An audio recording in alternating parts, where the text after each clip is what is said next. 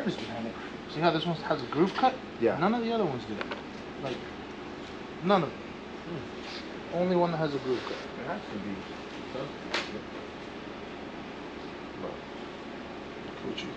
Look, these gloves are auto reset. Right back. So I cleaned these last time. They're still clean. So they're okay. You just gotta make sure that the surface is right where the washer sits are dry, and then you lube underneath and that. So this is gonna be our first build on video, and I guess we're doing it because it's probably one of the bigger ones. This is the out front V4. What makes it a V4? I'll zoom in right here. Every out front block has their little V3, V4. What makes it a V4 is that the insert here for the closed decking is a little bit bigger. It's supposed to be a higher horsepower motor, and we use mainly extreme rods and pistons, which are rated for over 1,000. The ARP out front 2,000 studs. So hopefully we got the right formula. These are head gains, V3 heads with the V3 cams, upgraded springs, retainers, the bigger valves, and then we're going to be using the Athena Firelock gaskets for this build. And these are great for making high horsepower. Well, power, baby. But if you're planning to daily drive the car and use it season after season, these gaskets, they're good, but they aren't multi-layer steel.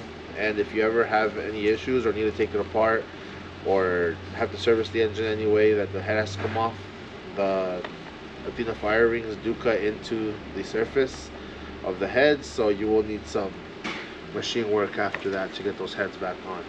But it creates a really good seal, so it's pros and cons. We'll be using the out front torque sequence today, except for our goal for Brave 1,000 horsepower gold. We're going to be doing the 125s on the outers and 135s on the inners. 135s on the inners and 125s on the outers. And then we're going to pretty much follow this whole sequence. See how it goes. So we got everything cleaned up. You don't want anything on the surface here. That way you get a really good seal. You don't want to add anything else onto the gasket. The cool thing about the Athenas as well is from the multi-layer is usually you gotta thread these in so that you can actually set them in. You can't just like put the studs in and then walk the multi-layer gasket in. The Athenas do slide right in, so that's a really cool thing about those. And on the fire locks, you got the smooth side, then you got the groove side, which is the bite. You want to make sure that the bite side is up, and then you also want to make sure you got the appropriate one. You don't want any overhang into the cylinder walls, to the combustion chamber. You want it to be just a hair on the outside. You want everything to seat properly.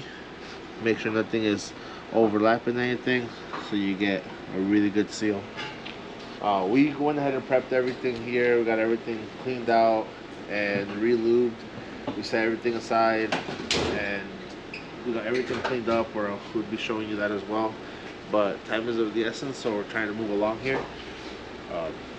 It will like feel a little tight going in. You just gotta make sure that it's not eating into the sidewalls of the stud holes or anything. You wanna move up the studs? Yeah. It'll go in. Just want to do a quick check, and then you want to go ahead and do a light lube around the outside of each thread.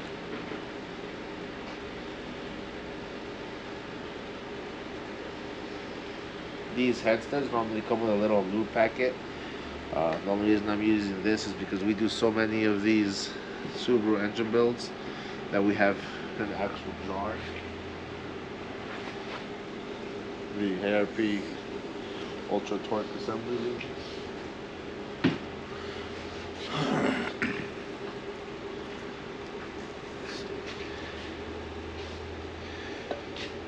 careful when dropping this in.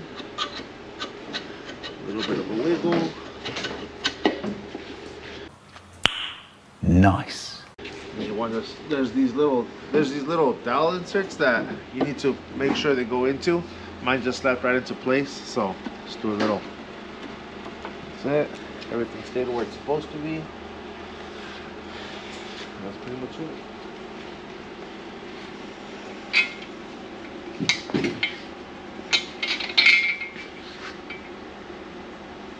Dry washers.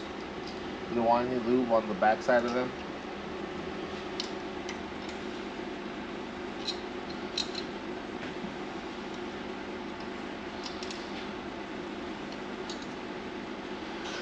And then you want the backing of the nuts lubed up. That way they can rotate on the upper half of the washer without spinning the washer or trying to walk the stud out. Also, a part that we've missed to show here, we're trying to make sure everything was going to go smoothly, was when you put the ARP studs in, you want to make sure that the holes, the threads, everything is cleaned out really well. A little bit of brake clean and some compressed air goes a long way. And then you want to walk the studs in by hand, just to make sure that if you have any resistance, you can catch it before you try to like impact them in. And the 1/2-inch studs do call for a little bit of engine oil, just to make sure that it goes in properly. But you don't want to add too much. You don't want to end up popping the casting out from the opposite end. Stuff we've seen happen before. Basically, you want to just walk all of these in. You don't want to add any added pressure from like an impact tool or anything.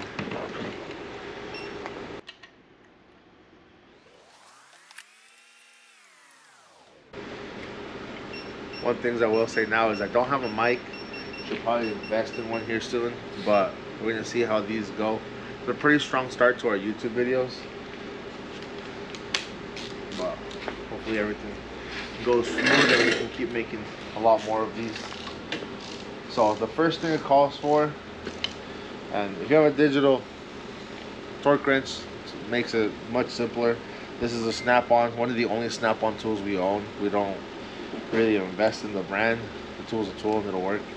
But for certain things, specialty items, you want to get something quality.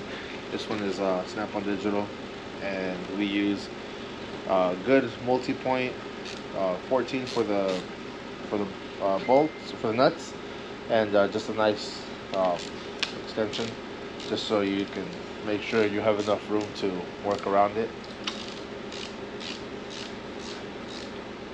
So the first one calls for 25 foot-pounds.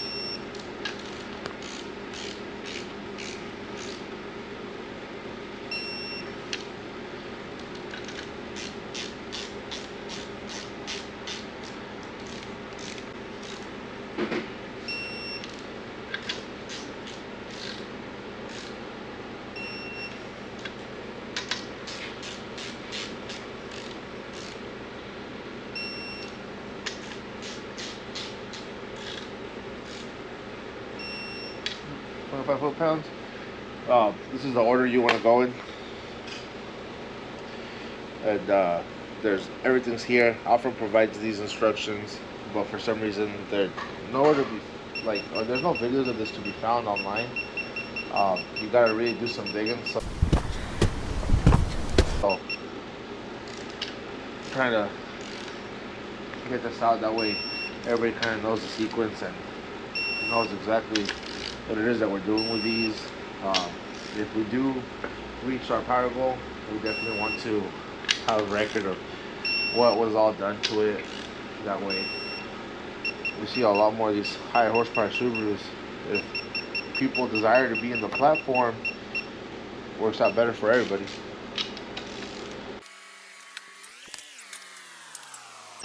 So we did 25, 50, 75, and now we're doing 100.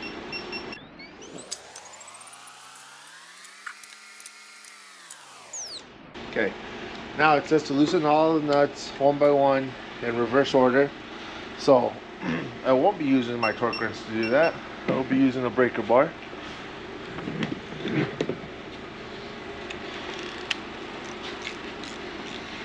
This one so happens to be a snap-on too, but doesn't need to be. It's just we broke enough cobalts to not want to deal with that again. It comes from China. That's why. It comes from China. Okay, so loosen all nuts, one in reverse order. Normally I do the 180.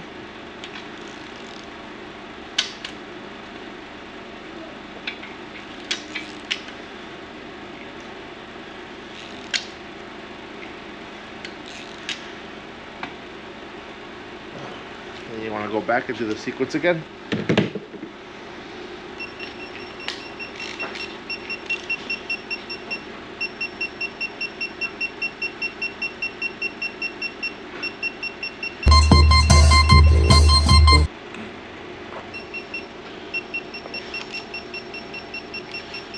Okay, 25 all around.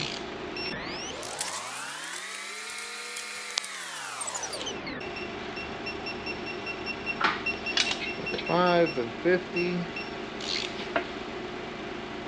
Cards on the same. By the way, this is Kevin, our media guy. He's the one behind all the magic of these videos. Yeah, also our Dino Instagram page. Our GGS Garage, he'll send me some of the videos that I post up there as well.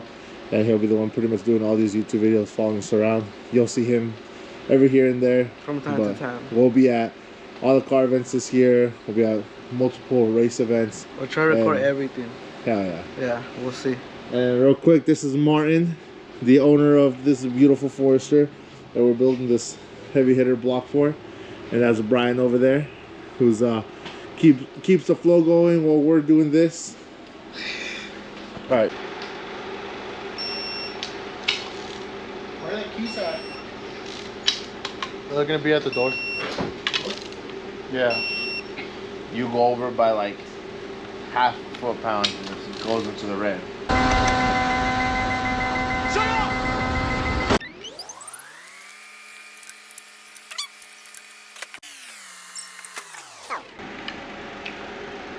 These normally stop at 100 foot-pounds, so we're going to be switching over to our Cobalt Digital. Should be a little bit different. That there. Give us enough room. Yep. These digital cobalts are really nice as well. But because for the goal of 1,000 horsepower, we have to do the torque spec of 135 versus the recommended 125, 115. So this one goes a little bit higher than that. And this one will do, was it 250 last I checked? It's supposed to do like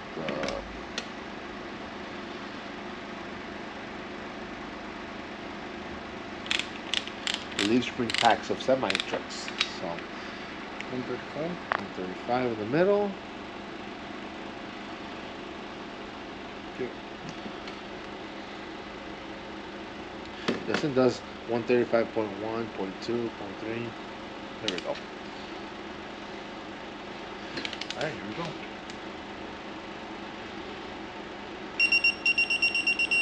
Right there. 135 exactly.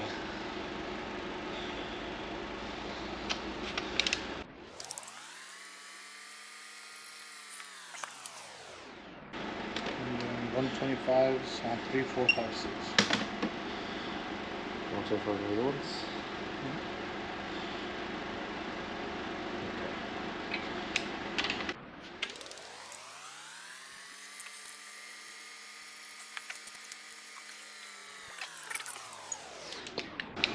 Last one.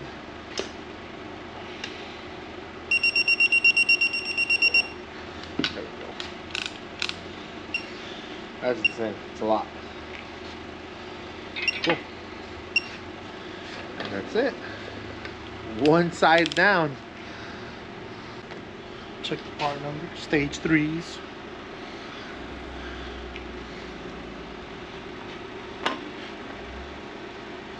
Now remember, you gotta drop them. If they break, they're good cams.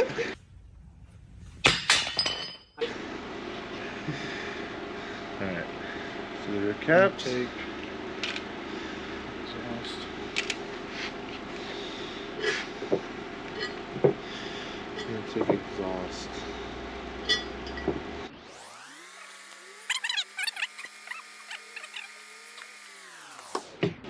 For doing the cam caps, we use the right stuff, gasket maker.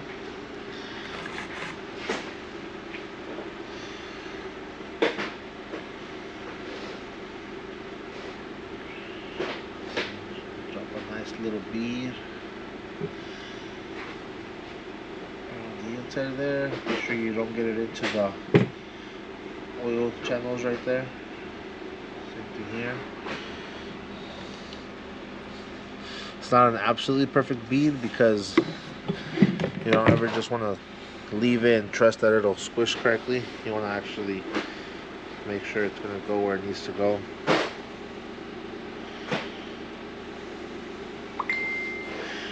Same thing here. If you feel like you have too much, get rid of some of it. You just want to get rid of a little bit. And right there. That way when it squishes, it doesn't just like flow into that channel and fill in that crack. And you don't got oil go into your cam gear.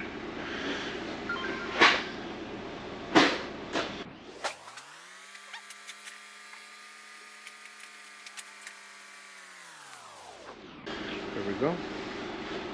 Just like that.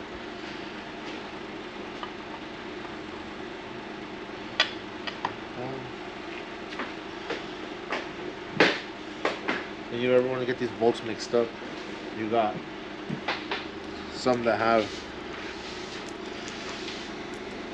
the thinner in the sides. These have the thicker ones, also the threads. You also want to walk these down by hand. You don't want to impact them and have them have weird torque, like a torque pressure from one side to the other.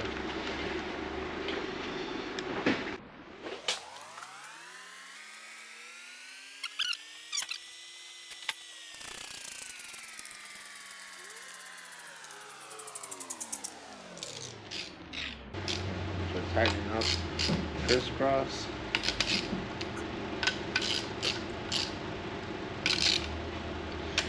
So you have even pressure.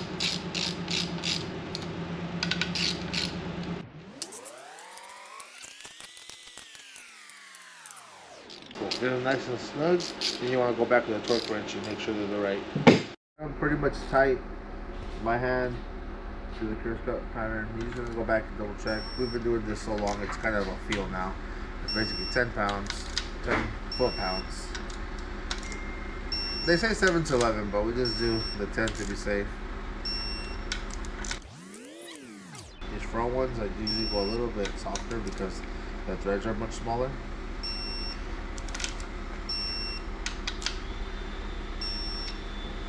That's it.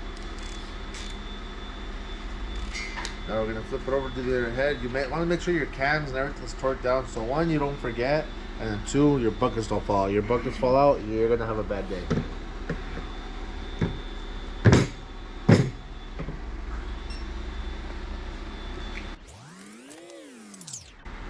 So again, you want to make sure that the surface is nice and clean. We already went through and cleaned it. You want to lube up the threads here, and then you want to drop the gasket in, firing.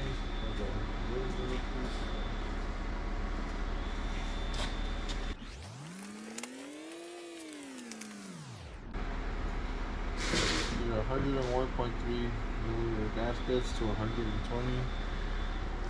Should be basically like standard some board over.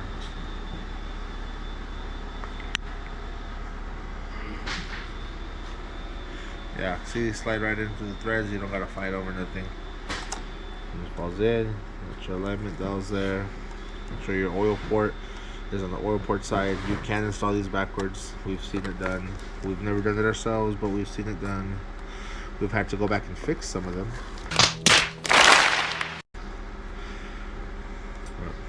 Again, teeth up, make sure everything fits flush.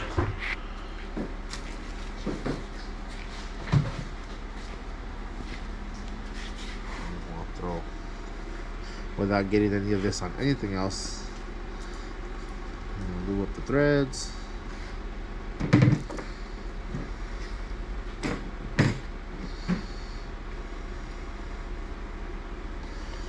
we go. And we got the lube on the nuts already.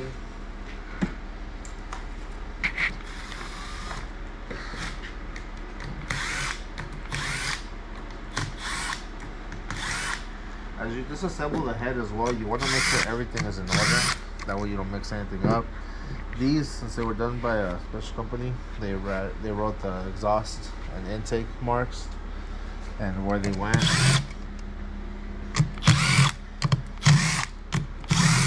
And there's no real way to put this one on backwards, but you just want to make sure everything is in the right orientation so you know where the cams go. Although if you've done this long enough, you'll know that your intake cam is a little bit longer than your exhaust cam. It's got the pickups for the cam position sensor. Just want to set these down. Make sure they don't roll anywhere.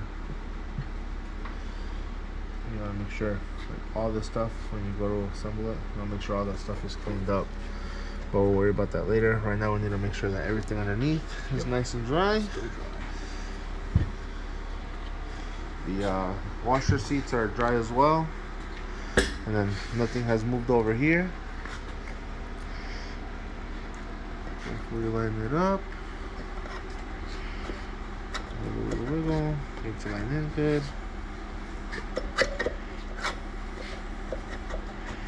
One last check to make sure everything is good. We'll come down. Seal right in the bell pin.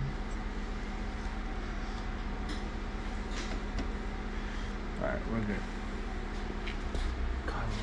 Washers. You got washers.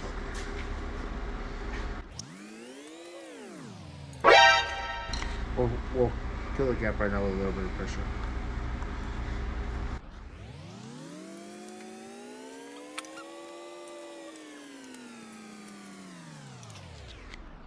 So walking this to make sure everything goes in good.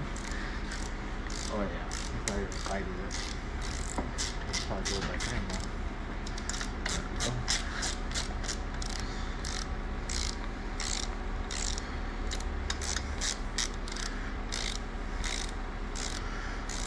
Once they're fully seated, 26. Nothing to worry about. 25. The very first one's being 25 again. So we're still at the beginning here, doing the first 25. Everything is nice and seated now. Nothing fought it to go in together. Everything stayed where it needed to be. So fire rings are in place. 25. And moving on to the 50.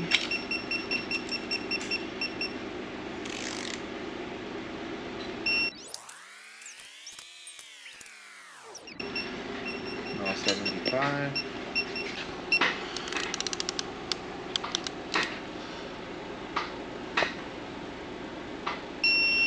75.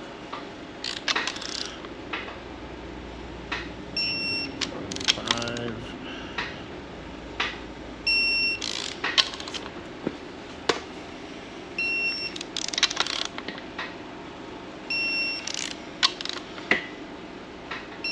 Okay, we did the 75. Now I gotta go up to the 100.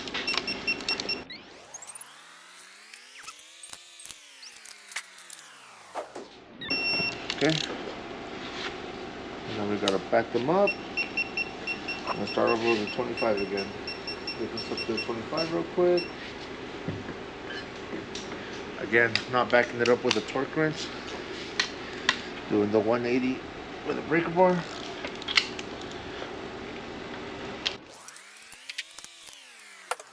Now starting back up with a 25. Back to the first one. 25.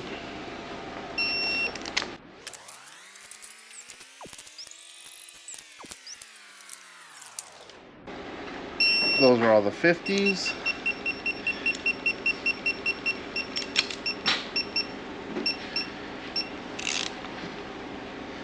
$75s.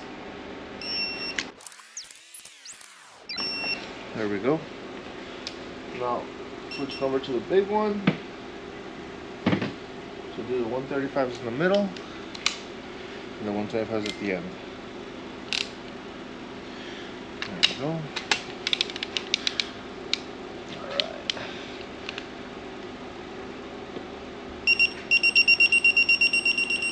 There we go. 135.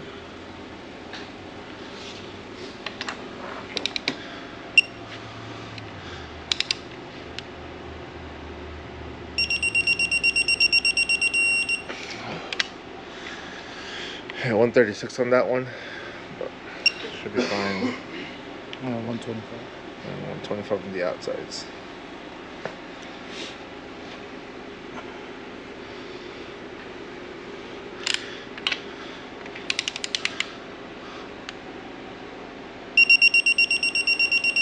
There we go. 125.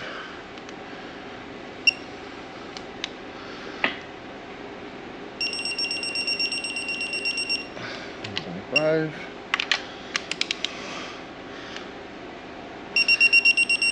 we go. 125.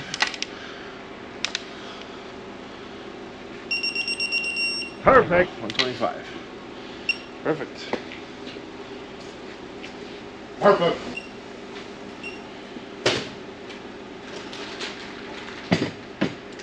Now, again, you want to drop everything back in how it goes. Exhaust side on the bottom.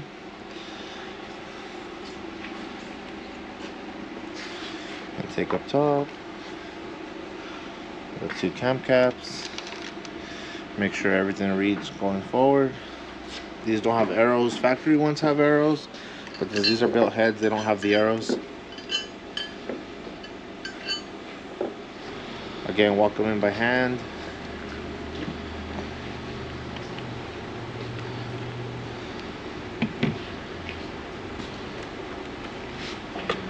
Okay.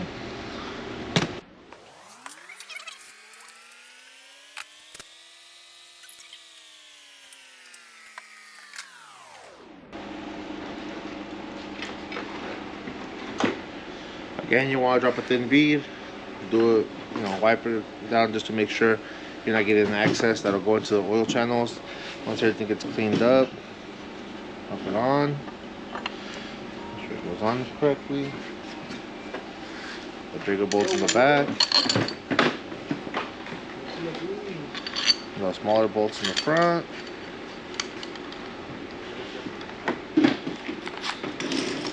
Walk them in by hand. We'll do this long enough, we can pretty much catch it right before with an impact gun.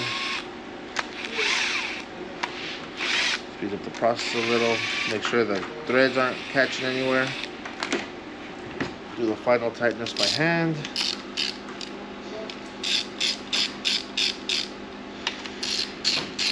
And a crossing pattern.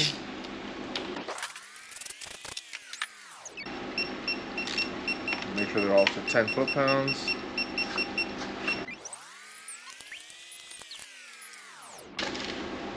Once you get to all of them, just double check. Sometimes some will lose pressure if the other ones weren't tight enough yet.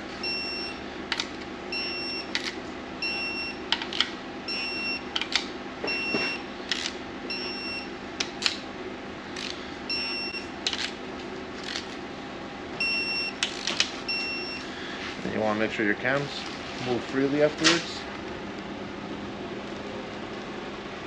There we go. I didn't have a good enough grip on it last time. There we go. I didn't check that on the other side, but still need to. So make sure all the cams spin freely. Then you want to go through and check everything with a feeler gauge just to make sure it's in spec. But I wanted to make a quick video on how to install the ARP 1/2-inch studs, since there's like literally no videos online that are like this. So hopefully this is helpful. We're striving for as much power as this can take, so stick around for the results, and we'll probably make another video showing how to keep going from here. We're gonna build this whole motor.